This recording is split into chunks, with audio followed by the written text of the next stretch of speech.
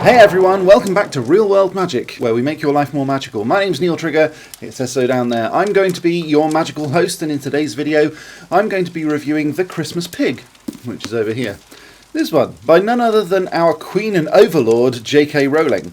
This video is not sponsored, by the way. I bought this book myself, and all of the opinions in it are my own. You may agree with some of it, all of it, or, frankly, none of it. So put your comments down below, be polite, and we can talk about it all there.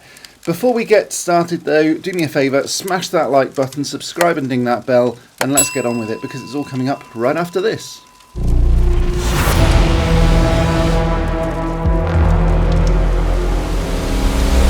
Yes, a new intro. Now, before we get into all of this, if you haven't already read the book or you're considering buying it, I should probably make you aware that this video is going to have some spoilers in it, but I've tried to keep them to a minimum and sort of talk about the book more generally. Right then, are you still here? Okay, I guess you are. Let's get going then. So, The Christmas Pig begins with the story of Jack Jones. The name isn't quite as realistic as you might expect from J.K. Rowling, but then this is definitely aimed as a kid's book. And I'm not talking Harry Potter style kid's book either. I'm talking almost picture book level. In fact, it is illustrated. That should probably be read to younger children rather than leaving them to read it themselves. The themes within it can touch on quite dark and moody at times. Having said that, and as you might expect from J.K. Rowling, she handles the themes of marital breakup, mixed families, anger and jealousy expertly. The first couple of chapters move along quite quickly and quite nicely and introduce the main protagonist, Jack Jones, a very young child who likes to suck on the ear of his pet pig.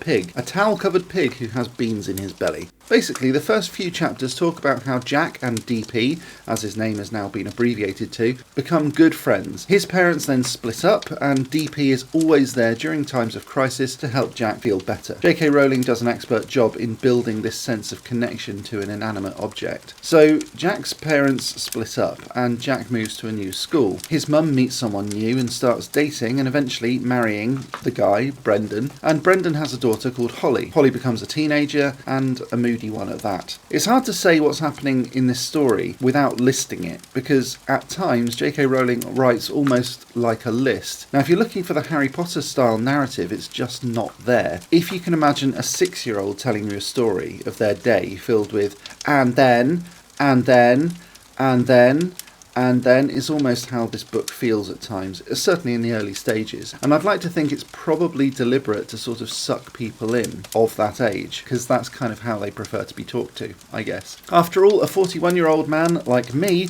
is definitely not the target demographic here, especially as I knew that I would be reading it to myself and not to a young child. Anyway, without ruining the entire plot, it probably won't come as much of a surprise that DP becomes lost. In fact, it says it on the blurb, so I don't think that's too much of a spoiler. And I won't tell you how, because that part is actually quite surprising. Perhaps unsurprisingly though, Jack Jones needs to use the magic of Christmas Eve to get DP back. It's a classic time running out kind of story, but as you would almost certainly expect from the author of what is indisputably the world's most successful fantasy and magic series of novels, J.K. Rowling, author of Harry Potter, writing about magic is unparalleled. It's fantastic to read more magic from the pen of J.K. Rowling, even if the style is slightly different, or actually very different to Harry Potter. It's still very engrossing, and I would highly recommend this book. If you can get it and read it fast enough, you might be able to get through it by Christmas. So what are you waiting for?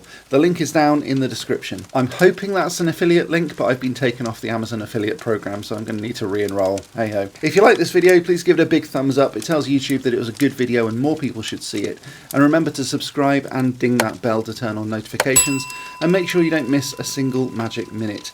A massive shout out to these amazing people. They're my members and patrons from Patreon and YouTube, and they make all of this stuff possible.